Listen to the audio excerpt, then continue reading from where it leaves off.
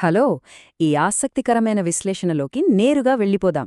అసలు మన విశ్వం ఎంత ఊహకందనంత పెద్దదో కదా.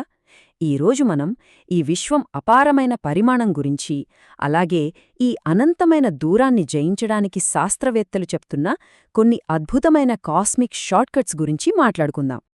ముందుగా మనమున్న పాలపుంత గ్యాలాక్సీకి అత్యంత సమీపంలో ఉన్న ఆండ్రోమెడా గ్యాలాక్సీ సంగతి చూద్దాం. ఇది మనకు పక్కనే ఉన్నట్లు అనిపించినా అక్షరాల 2.5 మిలియన్ కాంతి సంవత్సరాల దూరంలో ఉంది.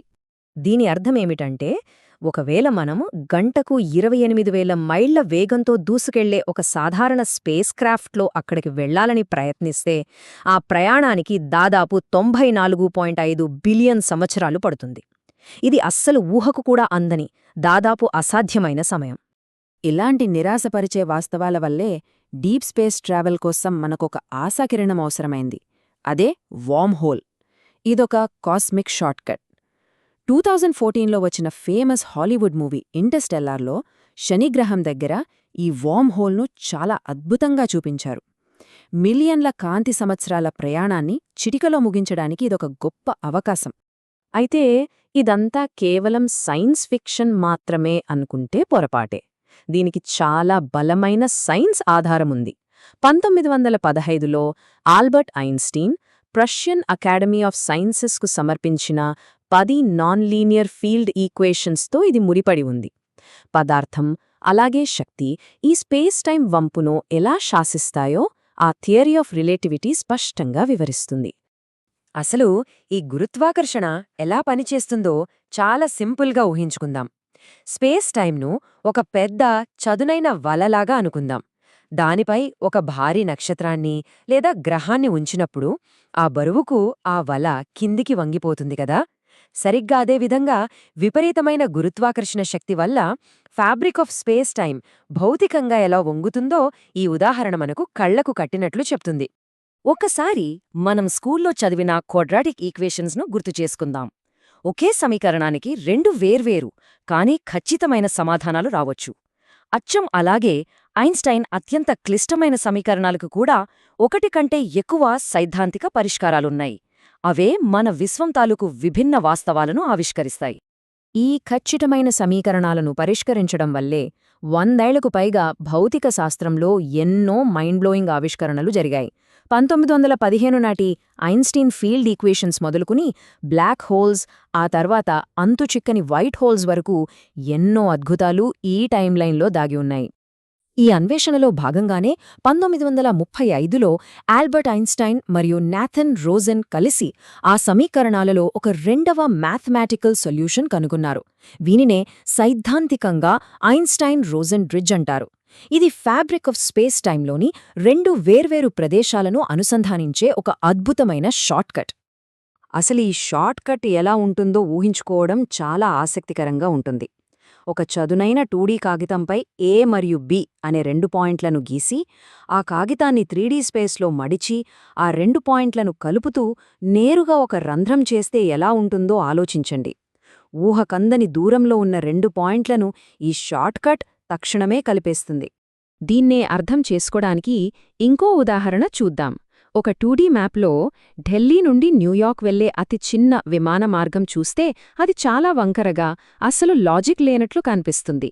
కానీ అదే మార్గాన్ని ఒక 3D గ్లోబ్ పైన చూసినప్పుడు గ్రీన్లాండ్, ఐస్లాండ్ మీదుగా వెళ్లే ఆ మార్గమే అతి చిన్న మరియు డైరెక్ట్ మార్గంగా మనకు స్పష్టంగా అర్థమవుతుంది. 1957లో ప్రముఖ శాస్త్రవేత్త జాన్ వీలర్ ఈ స్పేస్ టైమ్ షార్ట్కట్కు వార్మ్ హోల్ అని చాలా పాపులర్ అయిన పేరు పెట్టారు. దీనికోసం ఆయన ఒక యాపిల్, దాన్ని తొలుచుకుంటూ వెళ్లే ఒక పురుగు ఉదాహరణ చెప్పారు. పురుగు యాపిల్ ఉపరితలంపై చుట్టూ పాకుతూ వెళ్లడానికి బదులుగా యాపిల్ మధ్యలో నుండి నేరుగా రంధ్రం చేసుకుంటూ వెళ్తే ఎంత వేగంగా అవతలివైపుకు చేరుకుంటుందో మన కాస్మిక్ షార్ట్కట్ కూడా సరిగ్గా అలాగే పనిచేస్తుంది. అయితే ఇక్కడ మనం ఒక ముఖ్యమైన విషయం గుర్తుంచుకోవాలి. మనం 3D ప్రపంచంలో జీవిస్తున్నాం కాబట్టి 4వ డైమెన్షన్లో వంగి ఉండే ఒక నిజమైన వార్మ్ హోల్ ఏదో నేలమీద ఉన్న చదునైన రంధ్రంలా కాకుండా ఒక పర్ఫెక్ట్ గోళాకారంలో కనిపిస్తుంది. ఇంటర్స్టెల్లార్ సినిమాలో ఈ విషయాన్నే అత్యంత ఖచ్చితత్వంతో మనకు చూపించారు. కానీ ఇక్కడే ఒక పెద్ద థియోరిటికల్ ప్రాబ్లం ఎదురవుతుంది. వార్మ్ హోల్ ఎంట్రన్స్ తెరవడానికి బ్లాక్ హోల్ విపరీతమైన గురుత్వాకర్షణ శక్తి అవసరం. సరే, అది వాడి లోపలికి వెళ్లామనుకుందాం.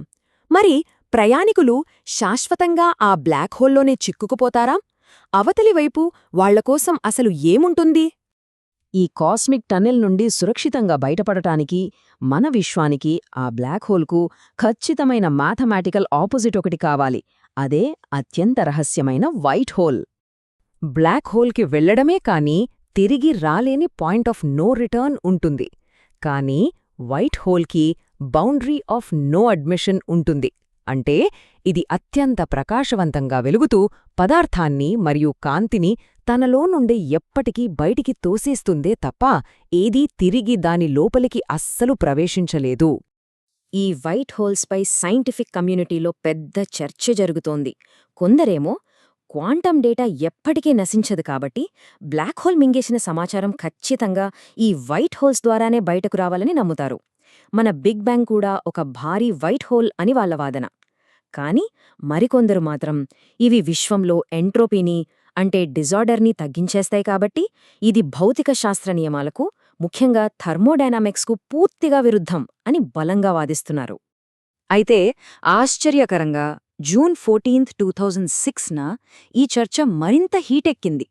స్విఫ్ట్ స్పేస్ అబ్జర్వేటరీ చుట్టుపక్కల ఏ నక్షత్రమూ చనిపోని ప్రదేశంలో ఒక భారీ, వివరించలేని తెల్లని గామారి కాంతి విస్ఫోటనాన్ని రికార్డ్ చేసింది. ఇది చూశాక శాస్త్రవేత్తలు బహుశా తాము నిజంగా ఒక వైట్ హోల్నే చూశామా అని ఒక్కసారిగా అవాక్కయ్యారు. అంతరిక్షంలో ఈ వైట్ హోల్స్, వార్మ్ హోల్స్ ఇంకా మిస్టరీగానే ఉన్నప్పటికీ శాస్త్రవేత్తలు భూమిమీద మాత్రం ఈ విచిత్రమైన భౌతిక శాస్త్రాన్ని సిమ్యులేట్ చేయగలిగారు. ద్రవ నైట్రోజన్లో బేరియం కాపర్ ఆక్సైడ్ లాంటి సూపర్ కండక్టింగ్ పదార్థాలను ఉపయోగించి ఒక అయస్కాంత క్షేత్రాన్ని కృత్రిమ వార్మ్ హోల్ లాగా విజయవంతంగా వంచగలిగారు. ఇది నిజంగా ఒక గ్రేట్ అచీవ్మెంట్ కదూ! ఒకవేళ భౌతికంగా వార్ప్ హోల్స్ ద్వారా ప్రయాణించడం అసాధ్యమని తేలినా నిరాశపడక్కర్లేదు. ఐన్స్టీన్ సమీకరణాలు మనకు మరొక మైండ్ బ్లోయింగ్ సొల్యూషన్ ఇస్తున్నాయి. అదే 1994లో మిగ్యూల్ ఆల్క్యుబేరే ప్రతిపాదించిన సైద్ధాంతిక వార్ప్ డ్రైవ్. ఇది స్పేస్షిప్ ముందున్న స్పేస్ టైంను కుదించి వెనుక విస్తరించేలా చేసి ఏకంగా కాంతి కంటే వేగంగా ప్రయాణించేలా చేస్తుంది. ఇక ఈ విశ్లేషణను ముగించే ముందు మనమొక ఆసక్తికరమైన విషయాన్ని ఆలోచించాలి. 100 ఏళ్ల క్రితం రాసిన గణిత సమీకరణాలలోనే నక్షత్రాల మధ్య ప్రయాణానికి, వార్మ్ హోల్స్, వైట్ హోల్స్కి కావలసిన బ్లూ ప్రింట్లు దాగి ఉంటే భవిష్యత్తులో మనం కనుక్కోవడానికి ఇంకెన్ని అసాధ్యమైన కాస్మిక్ షార్ట్కట్స్ వేచి ఉన్నాయో కదా! ఇది ఖచ్చితంగా మనందరినీ ఆలోచింపజేసే అద్భుతమైన విషయం.